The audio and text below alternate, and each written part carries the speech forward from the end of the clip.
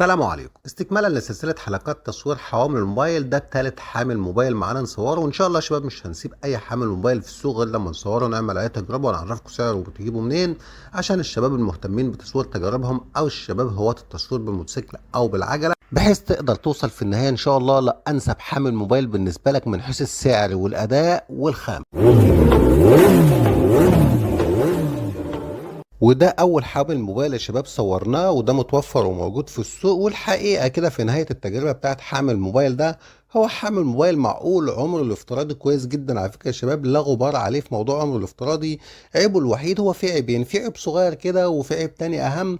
العيب الاهم ان هو بيهتز شويه والتصوير بيكون مهزوز ومش حلو، فلو الحكايه دي هتفرق معاك فده مش هينفع معاك خالص. العيب التاني ان هو بيركب كده في المرايه، هو بتحط هنا، بتحل المرايه وتحط هنا، والمشكله بقى ان الحته اللي بتتحط هنا دي عريضه شويه كده، فدي ممكن تتسبب في تفويت المرايه لان ده حديد في المونيا.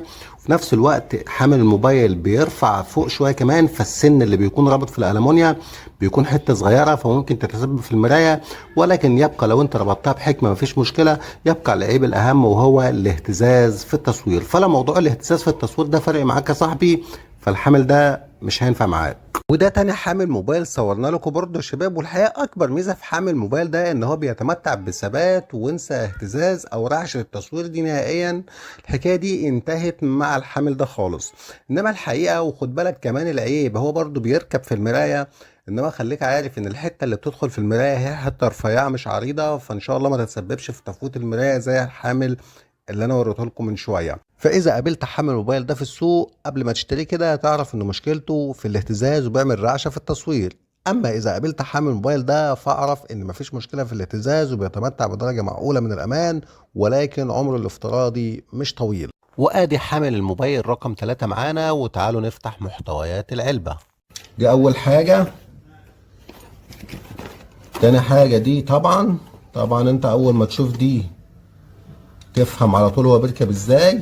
دي بتبقى كده، طبعا دول مسمارين اهم، ده بيركب في الجدول. كمان سعر ممتاز الحقيقه. وحكايه السعر دي خد بالك ما بتتوقفش على نوع الموبايل او جودته، على قد ما هي بتتوقف على ان انت شاريه من عند مين. الحقيقه انا شاري حامل الموبايل ده، السعر بس يا شباب عشان ما ننساش، حامل الموبايل ده ب 110 جنيه. هتلاحظ ان سعره ممتاز برغم انه افضل من الاثنين اللي قبله. ليه سعر ممتاز؟ على حسب المكان اللي انت جايبينه منين. في محل يا شباب في اليوب روعه الحقيقه، اسمه ابناء الحاج زايد، تمام؟ ده في اليوب، محل ممتاز الحقيقه. اظن في ناس كتير فيكم تعرفوا لانه محل كبير. ايه ميزه المحل ده وميزه اي محل يا شباب، او عيب اي محل في ايه؟ المحل اللي انت تخش وتلاقي فيه طلبك ده محل ممتاز. يعني انت بتبقى عايز كام حاجه كده، وفي ساعات تبقى انت عايز حاجات نادره كده مش الناس ما بتشتريهاش قوي، برضه بتلاقيها عنده باذن الله. وده ميزه المحل ده، حاجه كبيره للرجاله دي، لان الحقيقه وقفت هناك وشيء مدهش الحقيقه. الناس على زحمه، وبرغم الزحمه ناس بتشتغل، مش زحمه اللي هي تشلك، لا زحمه وبيمشوا الناس وفاهمين شغلهم كويس قوي. تمام، تعال نكمل محتويات العلبه. ده ألانكيه اهو، حلو، مديك ألانكيه تقريبا كده، ألانكيه 2 ولا 3، ده تقريبا كده ألانكيه 2. تمام، وادي الألانكيه هنعمل بيه دول المسمارين دول يا شباب، اللي هو بتربط هنا مسمار هنا ومسمار هنا، وبالألانكيه ده جميل قوي الألانكيه النونه ده.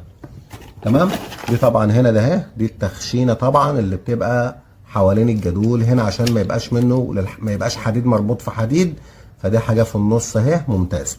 ده حامل الموبايل يا شباب. تعالوا بقى نركبه على الموتوسيكل. طبعا انت كده بمجرد ما شفت المنظر ده فانت كده فهمت بيبقى وضعه ايه. بيبقى وضعه في الموتوسيكل كده اهو، كده يعني زي ما انت شايف كده. تمام، تلفف يمين وشمال، بتشد انت كده وتلفف، شد وتلف، تظبط انت زي ما انت عايز. تمام، ودي برضو ميزه بتميزه عن حاملين الموبايل اللي قبله، لان الحقيقه الدوران الموبايل بالعرض او بالطول لا ما كانتش هناك افضل حاجه الحقيقه. فده كده يكسب الاثنين اللي قبله، ولسه طبعا في حوامل موبايل تانية جايه. انما لو قارنا ده بالاثنين اللي قبله، ده بريمو الحقيقه، وبالنسبه لسعره كمان يعني وخامته، ويبدو ان هو ان شاء الله في عمر افتراضي اطول. تعالوا يا شباب نركبه. طبعا دي يا شباب من هنا عشان تدخل موبايلك فيه بتظبط موبايلك عليه. تمام، هنا الموبايل داخل اهو، هنا بتفتح وبتضيق، شايفين يا شباب اهو، من دي هنا بتظبط عليها. شباب حامل الموبايل هنا بيمسك هنا، تمام، بالشكل ده اهو، تمام كده كده اهو بالظبط. ده اللزق اهو، دي لزق بتفك وتلزق، تلزق المكان اللي انت هتربط فيه الحامل. تمام، دي شريحة من جوه، دي شريحتين مش شريحة واحدة، شريحة لزق من جوه وواحدة مقابلاها من بره. تمام،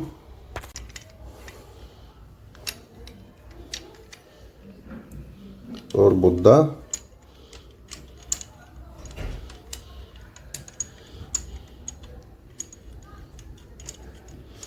اربط واحد الاول وبعد كده تربط التاني، ما تربطوش تقرطه يعني، شبطه يعني.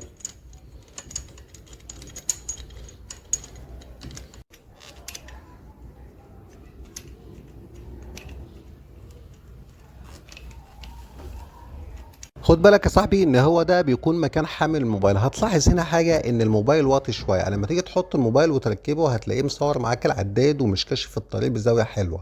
خد بالك هو ما بيترفعش لفوق، يعني هو ده مكانه، هو بيحتاج جادون مسطره صرف او عجله، وجادون مسطره صرف ما يكونش قدامه عدادات والحاجات دي لان حامل الموبايل هنا منخفض.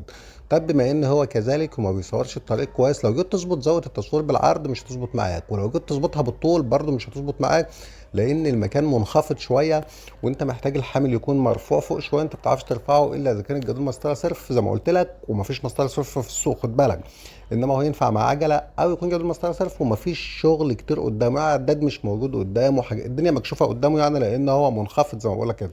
طب اذا كان الامر كذلك هنجيبه ليه اصلا؟ في ناس بتحب تحط الموبايل قدامها كده بصرف النظر عن فكره التصوير، فانا شايفه من افضل حامل الموبايل اللي تحط عليه موبايلك لو انت مش مهتم بالتصوير. كمان في ناس مش بتحط الموبايل عشان التصوير ولا حاجه، انما هي بتحط الموبايل عشان مثلا بيمشي على الجي بي اس وحابب موبايله يكون قدامه، او لو حد رن عليه يشوفه وحاجات زي كده، فده افضل حاجه للحكايه دي.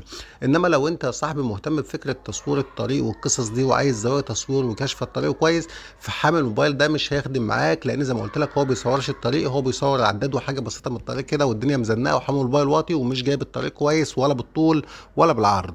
طب انا عملت ايه طيب بما ان الامر كذلك؟ هل هرميه مثلا او كده هوت، او لا لا لا خالص، انا اتصرفت بالشكل التالي. بس خد بالك اللي انا عملته ده مش هينفع معاك، وتعالى اقول لك انا عملت ايه عشان يركب ويصور بزاويه تصوير كويسه. طبعا عشان تحط حامل موبايل هنا، فحامل موبايل واطي كده، فبتبص تلاقيه مصور لك الحته دي ومش كاشف الطريق خالص. تمام كده، فانت هنا محتاج ترفع حامل الموبايل، فمحتاج تركبه في حاجه عاليه. هنا ركبناه في ايه؟ في المرايه برضو، انما خد بالك ان القاعده بتاعته ما ينفعش تركب في المرايه، القاعده دي ما ينفعش تركب في المرايه. فعملنا ايه؟